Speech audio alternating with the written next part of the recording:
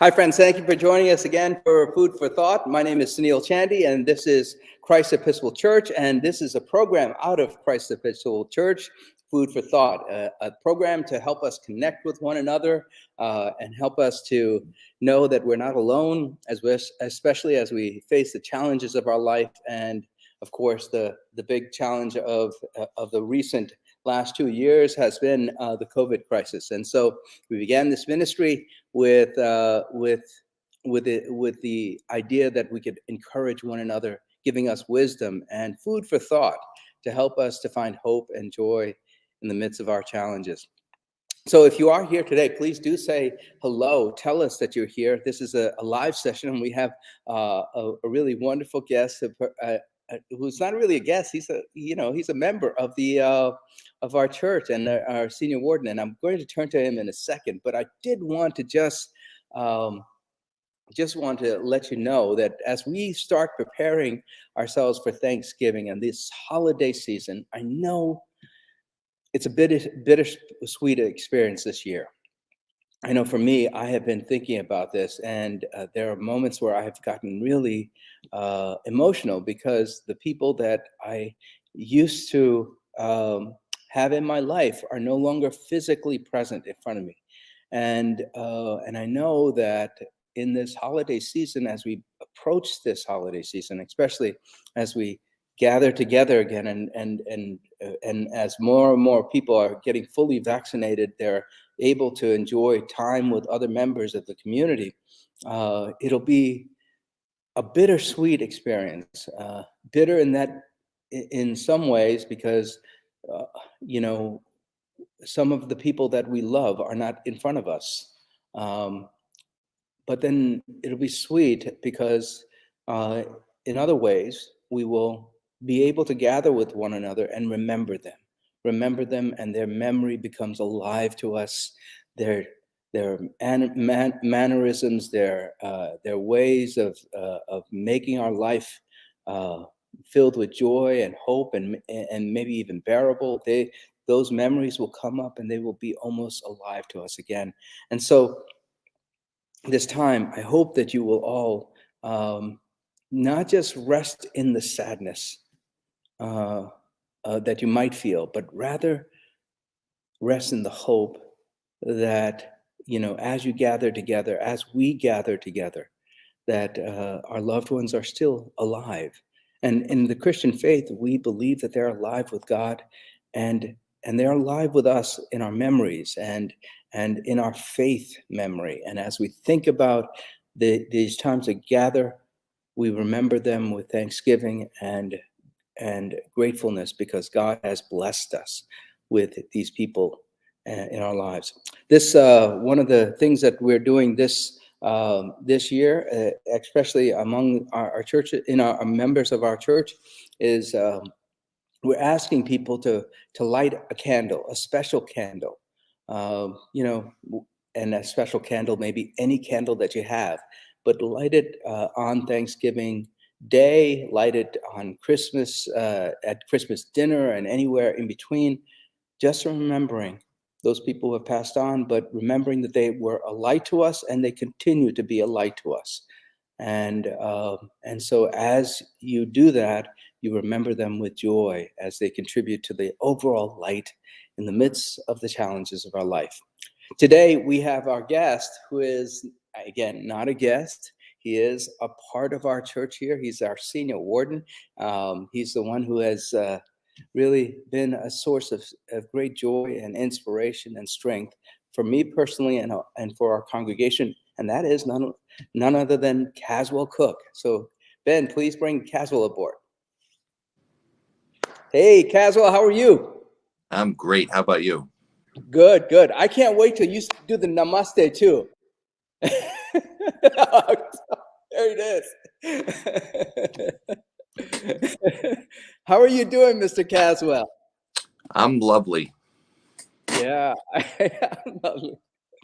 All right, good. So tell us what is it about this that why are you here today? Why? Because there's a special reason. Because you couldn't find any other guests? Well, I wouldn't necessarily say. Well, yeah, maybe.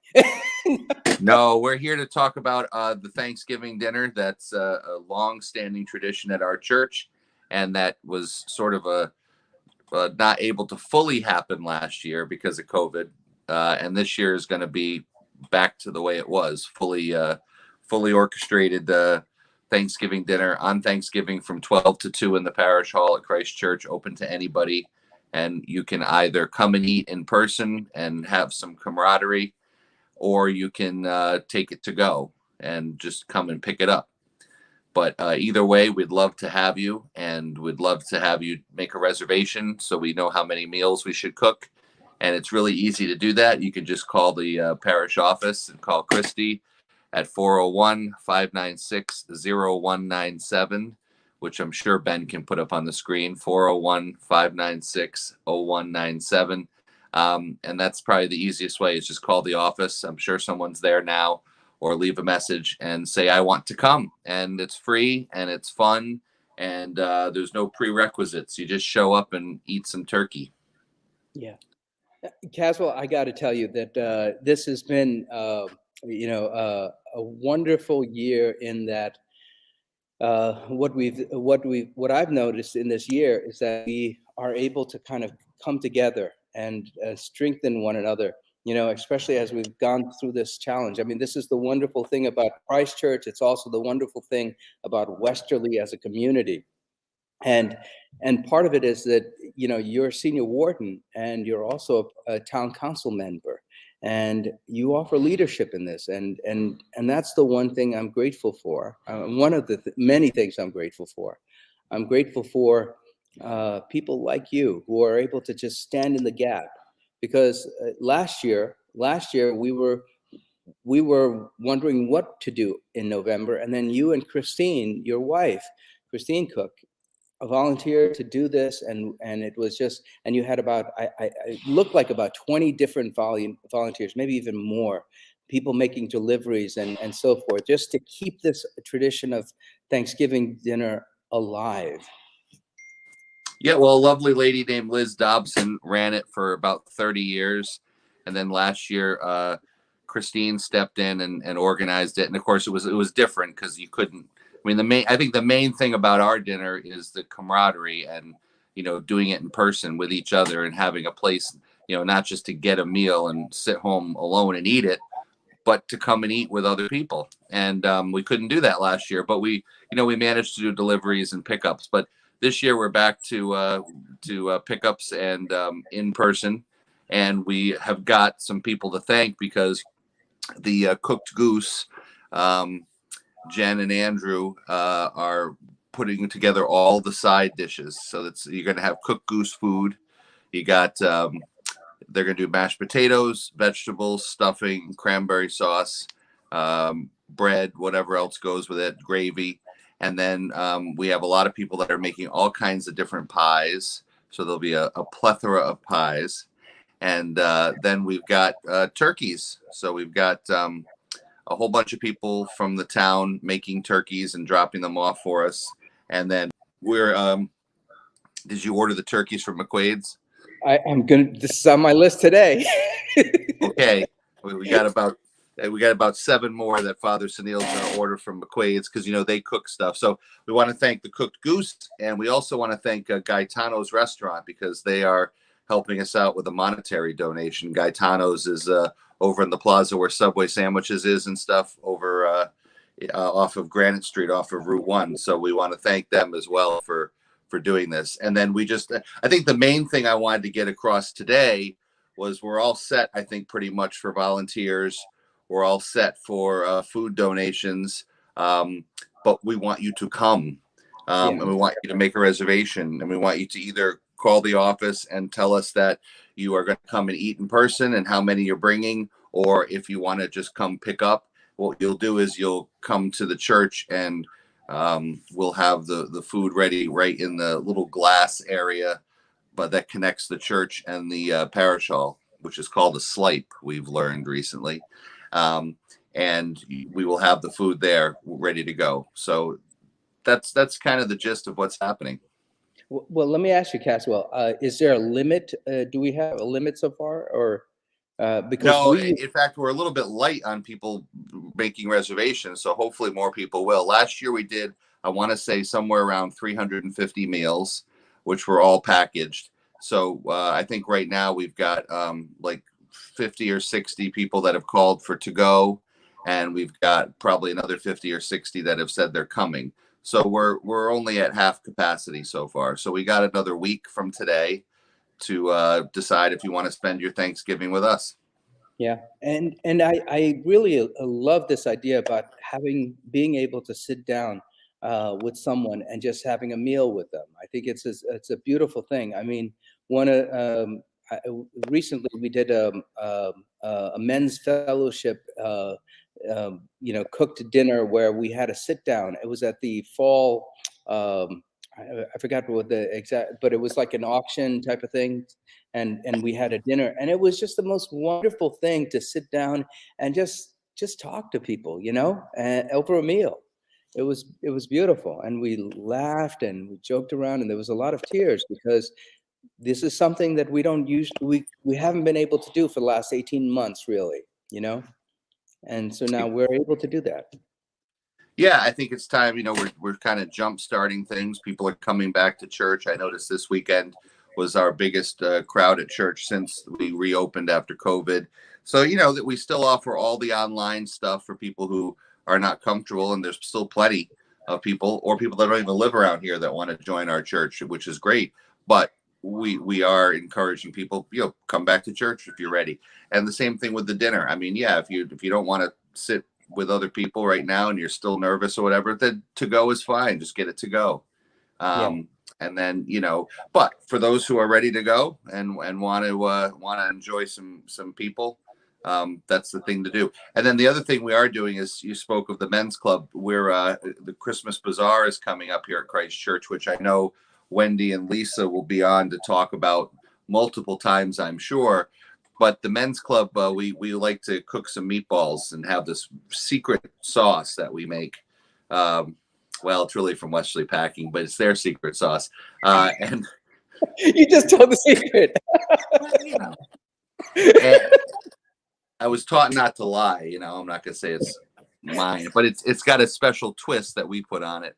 Anyway, so the men's club is pretty much anyone that goes to Christ Church that's a guy is already in the men's club. There's no membership requirements. It's not like a club, where you have to like have a letter of recommendation to join. It's not like that. So on December 1st at 6 o'clock in the kitchen, we're looking for some help. We want people to come and package the meatballs so we can freeze them for the bazaar so people can buy them. But most importantly, we want to eat them ourselves. Yes. So we have free food, and we'll get some Italian bread or whatever, and you can make meatball sandwiches and stuff. So 6 o'clock, December 1st, meatball making. And we would like you to, we invite you to join us. We have a lot of fun at Christ Church. It's not all just, processions and solemnity.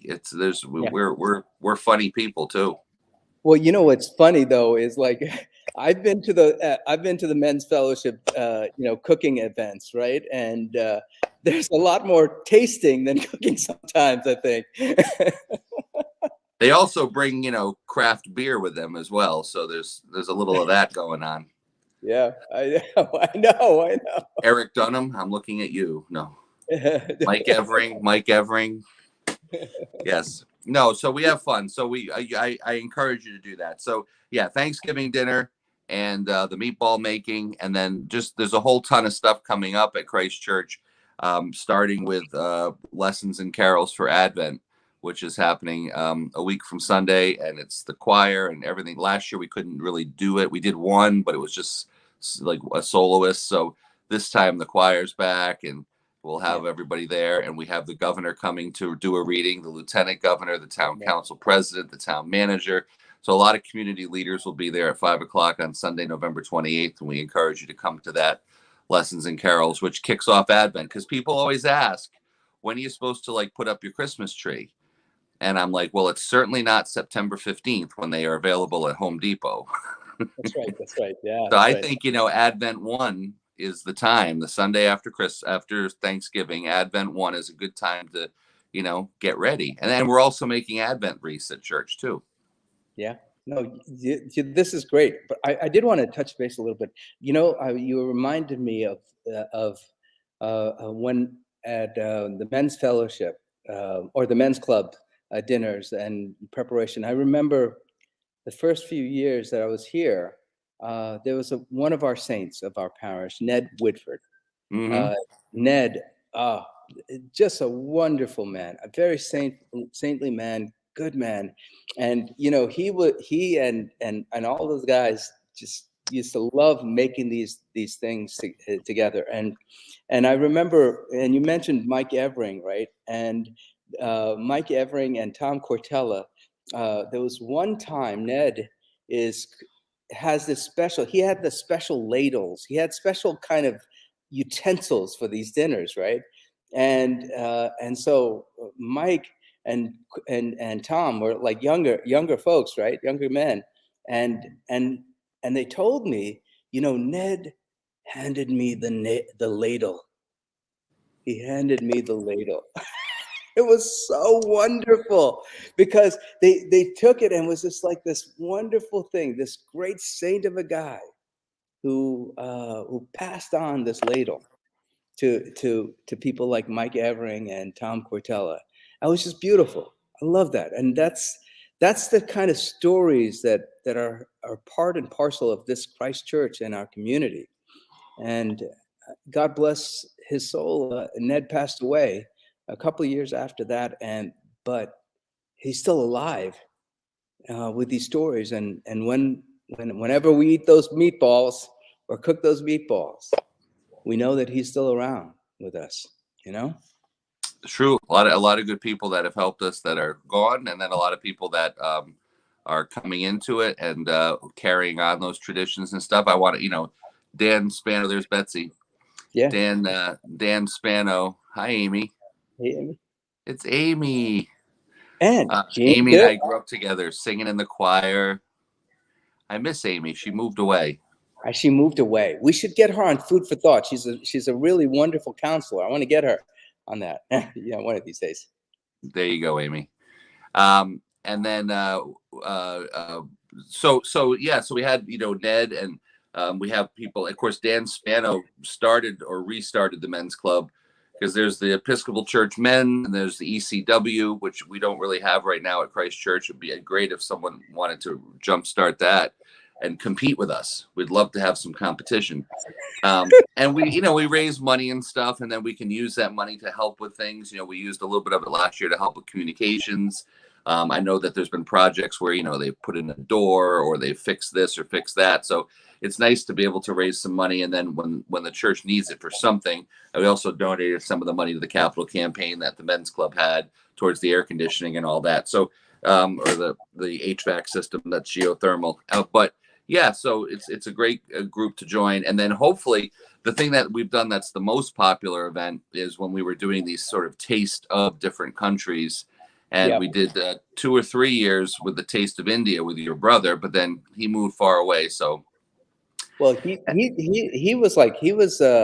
loved it when he was there, and it's the first time that I got to see him after a while. But he loved it, and I think but I think we also had the Taste of Poland, and we had the Taste of Poland with our parishioner Walter Pavlikevich.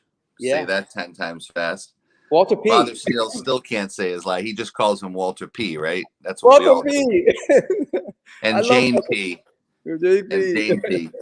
So they did the pierogies and all kinds of cool, cabbage stuff and kielbasa, of course. And we took a trip to Little Poland in New Britain, Connecticut, or near New Britain, to sample. That's one of the great things about the men's club is we have to go sample. So I don't know what we're going to cook this year, but I would like to figure out how to cook some kind of like Chinese food. Chinese food? Wow. Okay.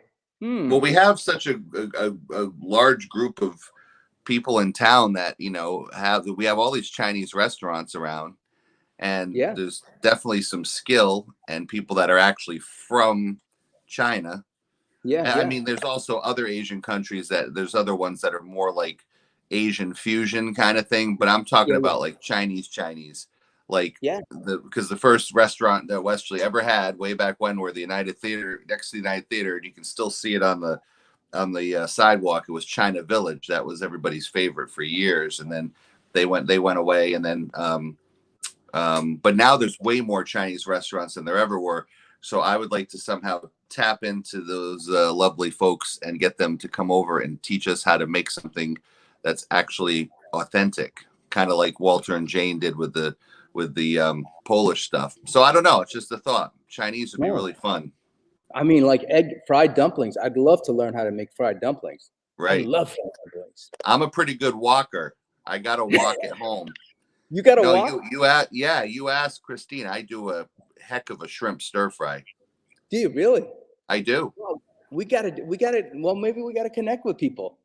Amy said China Village, Henry. You remember? Yes, we were little, but yes. And the other thing we could do is we could maybe go outside and do the Chinese lanterns that go up into the air. Wow. You're getting creative now. I mean, what's the year? Do you know what year it is? Is it like the year of the dragon, or we can figure something out, you know? I think it would be a cool way to go. But I mean, so, come on December 1st to the meatball thing, and if you've got ideas besides mine, bring it up. And we got plenty of years to do plenty of different foods. But I just thought the Chinese food and the lantern would be kind of cool. Oh, it is good. It is good. But and also, I mean, of course, come to all of these wonderful activities and participate in the community. But also, don't forget to come to church too. I mean, the church, the services are amazing.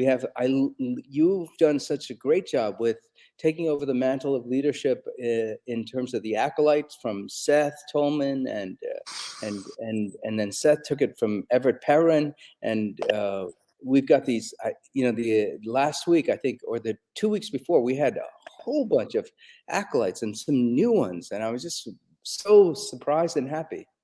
Well, if they're 8 years old, I'll take them. So Yeah. if you want them out of your hair, not sitting in the pew and not complaining, I put them to work. And they seem to enjoy that because you get to light the candles, carry the torches, set up the altar, help with the collection, put out the candles. And so there's a lot of cool things to do. And, you wear a vestment and you learn about, why things work and why we do the things we do, so that it's not just, I'm sitting next to my parents in the pew and it's kind of like, sounds like the teacher from Charlie Brown, where you're kind of just not quite sure, what's going on. And I think getting them involved and active and doing something is important. So that's what we do. And they seem to enjoy it. And I've had parents say, geez, I have to drag my kid to church. And now they want to, can they serve every week?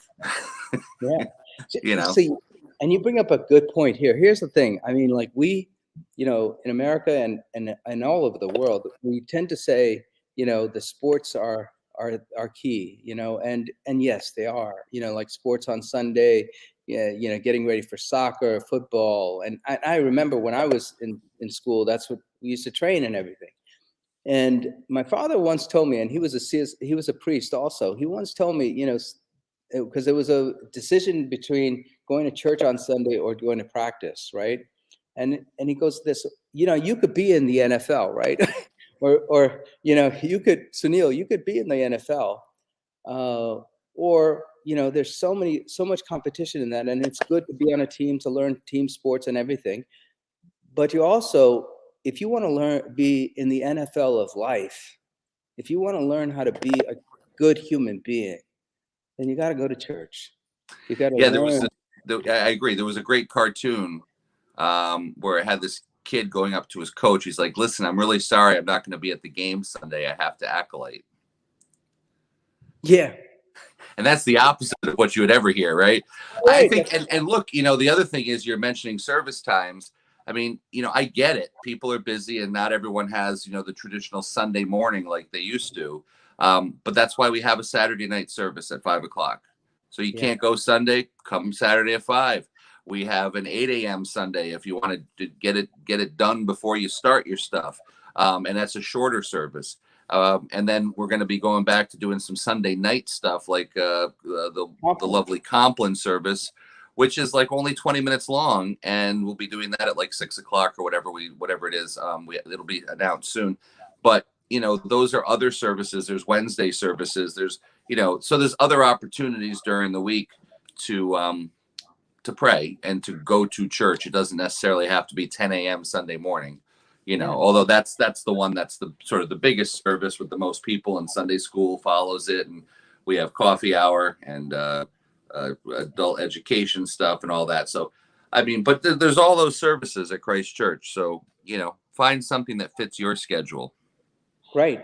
Again, the big thing is, and get comfortable with people that are good, and find this relationship with God and the church that might help you in your life, and I know, like I was talking to one of the younger parents in there, and she was saying that her son is like really rambunctious, and really sometimes hard to handle. And then I said to her, at Christ Church, we have this wonderful thing about boys and children in general, right? Boys and girls, they could seem to be so active and stuff, but as they come, they learn. And so I keep thinking about. I told her about the story that George used to tell me, George Kent, and he said, we had all these kids, and they were called male singers, and they were called trebles. And then he goes to this, really, they were trouble, real trouble. But then, when they were here, they learned how to be with one another. And over the course of 30 to 40 years, these kids who might have been trouble at the very beginning become these wonderful, decent human beings who care about people and do good for the community. I mean, I think you're one of those trebles too, right? I started at 8 years old. I was a treble. Yeah. I mean, George would tell me stories about all of these things that some of these trebles did, but everyone that I've met who was a treble, who grew up here, who might have gone, if not a treble, who might have been an acolyte. These guys all become really decent human beings, wonderful human beings. And these are the people that God uses to change the world. I agree with you. Yeah. So if you have a kid who might be thinking about acolyting, talk to Caswell Cooke. You can talk to me or you can talk at me, either way. All right. Caswell, is there anything else happening? How are you doing in general? Life is good? Life is good. Everything's going well so far, knock on wood. And wait, here's some wood. Hang on.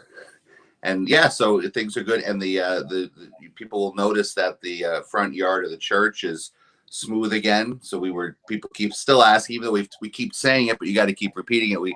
We're putting in a huge geothermal system to heat and cool the church for many years into the future. And that's what all the digging was. And now they've smoothed it out, put 13, 14, whatever it is, wells under the ground. And hopefully some grass will grow at some point. And now they're doing a ton of work in the church, and they're doing a good job. Like you can see in the church where the radiators used to be, they've got these like sort of cabinets that blend in, and it's going to save the church money. It's a way to go green, and it's cool. So you'll notice this construction going on, and you'll see some new duct work if you're ever down in the basement and stuff. It's interesting to check out. Yeah, and definitely. And we're going to have air conditioning in the summer. I mean, we're not thinking about air conditioning now, but in the summer when it's really hot, we can have weddings and yes, funerals that people won't faint in. So, I would say also the last thing I'd mention is we are just at the end of the time of year where we ask people for their commitments or pledges to the church to help us make a budget for next year. And so if you have an opportunity to fill out one of the little forms, they're in the church. You can go to the website, or you can just send us a private message and we'll send you a form. But it helps us to figure out how many folks are going to be helping us next year. And we encourage the pledges. We are doing very well with the pledges. We still have around 50 folks that have pledged in the past that haven't yet. So we're hoping that comes in, and we're looking for folks that are enjoying the online ministry make a pledge to the church as well, even if you live in, Timbuktu. But you watch our services and join us with these things, we would appreciate your pledge as well. So never easy to ask for money, but I don't have any problem asking for money for Christ Church, because we do good things. Yeah, definitely. And part of that pledge, again, goes towards this new endeavor that we're embracing. And Caswell, you've been a leader in this, helping us to forge forward with this. And you helped us connect with people like Ben Barber and Shane Behringer, and so we're doing some really great and cutting edge things. And so, we need the support, though. We need the support because it is such a new endeavor for us. Exactly. So that's why I'm not shy about asking. We're looking for more pledges to come in the next few weeks, and people that have never pledged, or it's even a foreign thing to do to pledge. It's an important and a necessary thing to keep this going and to keep this online presence, especially because, it's an extra $30,000 a year to do all the stuff we're doing digitally, but well worth the money. And we're certainly getting that back. We just had a statistic yesterday. We've had, I think, 11 people that pledged last year have passed away. Yeah. And that's gone. But we've got so far 14 new pledges. So as long as the new always outweigh what we lose, then we can continue to go up and forward. And last year we had the most people pledging that we had in many years. And it doesn't matter if it's a small amount, a big amount, whatever it is. It's just having you make a commitment to the church is really important. So, I encourage it. I did it, and it was easy. It's not like giving blood or anything. Well, you know what?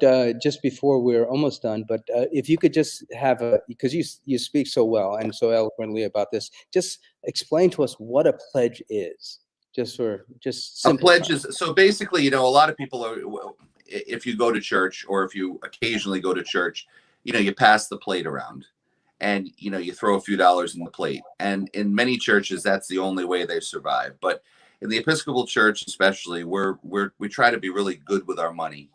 And we also need to not just rely on, oh, geez, what might somebody throw in the plate? We do account for that, but it's a very small portion of our budget. So what we ask people to do is to think ahead to the next year and say, geez, I think I can give the church $500 over the course of the year, or $5,000 over the course of the year, or $5 over the course of the year, whatever the amount is you think you can give next year. By telling us in advance, we can build a budget. So we know if we can hire another priest, or if we can afford to have a full-time secretary, or if we can afford to pay the light bill. I mean, that's what it is. So right now we're asking, fill out the form and say, I will commit to X amount. I mean, and circumstances change. If something happens, it's not like, you're held to it in stone. If you lose your job, it's not like, it's not like the electric bill you have to pay. But we're trying to get people to come up with to pledge, tithe. There's all kinds of words used. We call it pledging, and that's what it is. So we're just looking for a commitment to help us over the next year, kind of like you subscribe to PBS and help pay for its programming. It's kind of the same thing. It's paying for the church's programming. Yeah, I knew you'd come up with something really simple and direct and good. Thanks, Caswell. That was good. Yeah, I would have given this flowery, language around what a pledge might be, but this is simple. It's about helping the church. Well, since Betsy's watching, her husband Marshall, who was a priest who passed away, I have told Father Sunil this story, but every year, especially when Father Anthony was there, and they needed to kick off, stewardship campaign for the fall, they always called in Marshall Rice to give the sermon, and somehow. He helped you part with your wallet without you feeling it. And now that Betsy will tell you, and that's a true talent, being the person that can, elegantly, because listen, and we've talked about this too. Some people don't like when churches ask for money. They're turned off by it. Why is the church always asking for money? Well, we're not always. We're asking once a year, basically. And I know we have fundraisers and this thing, and can you help with that?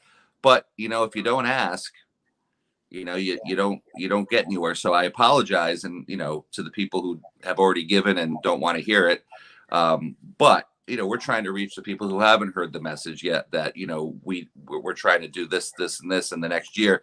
And some of those things are extra help with the clergy, because Father Sunil can't do it by himself, and that costs money. As much as you like to think a priest just devotes himself to God, they do need to get paid. And then also we want to do more with this communication stuff, and more improving the physical plant of the church. So those are just some things that, that's what we do with the money, and of course pay the electric bill. Yeah. Well, Caswell, thank you. It's always great to talk to you, and it's always great to talk to you on Sunday and every day in between, because you're a senior warden and you're always here, and it's just really good. And God bless you, and thank you again for being with us. Thank you. All right. Thanks, folks. Isn't he great? Caswell is our senior warden, and he is really, I grew up in this church, and just like him, there are many other wonderful people that are here. And if you do come and join us for either a men's club fellowship, a men's club activity, or a Christmas bazaar, or any activity that we have, you'll meet some of these people. And of course, if you come to church on Sunday morning, or Sunday morning, or Saturday night, or the Wednesday services that we have, or the Bible studies that we engage in, you'll meet some really good people who are on this journey of life, and we know that we're walking with God in the center of our lives. And so we hope that you will join us one day. I think that's it for me right now, but let's end our time with one another with a prayer. The Lord be with you. Let us pray. Gracious and loving God, we thank you for all the blessings in life that you've given us. We thank you for this day. We pray that as we continue with the rest of the day, help us to remember to be grateful for the people that we have in our lives, the people that have graced our lives in our past, and the people that are yet to come into our lives. And most of all, Lord, help us to be grateful for your presence in the midst of our life. Help us, Lord, to know that as we face the challenges of life, and the most significant of that is the COVID crisis, help us to know that in the midst of all these challenges, that you are present, that you are encouraging us with hope to move forward one step at a time. And we ask your blessings upon us and all of the world as we deal with these are challenges of the day. All this we ask in the name of our Lord and Savior, Jesus Christ. Amen. Join with me in the Lord's Prayer. Our Father, who art in heaven, hallowed be thy name. Thy kingdom come, thy will be done, on earth as it is in heaven. Give us this day our daily bread. Forgive us our trespasses, as we forgive those who trespass against us. And lead us not into temptation, but deliver us from evil. For thine is the kingdom, and the power, and the glory, forever and ever. Amen. Friends, go in peace, love, and serve God. Spread the light of Christ to the world around you. The world needs it right now.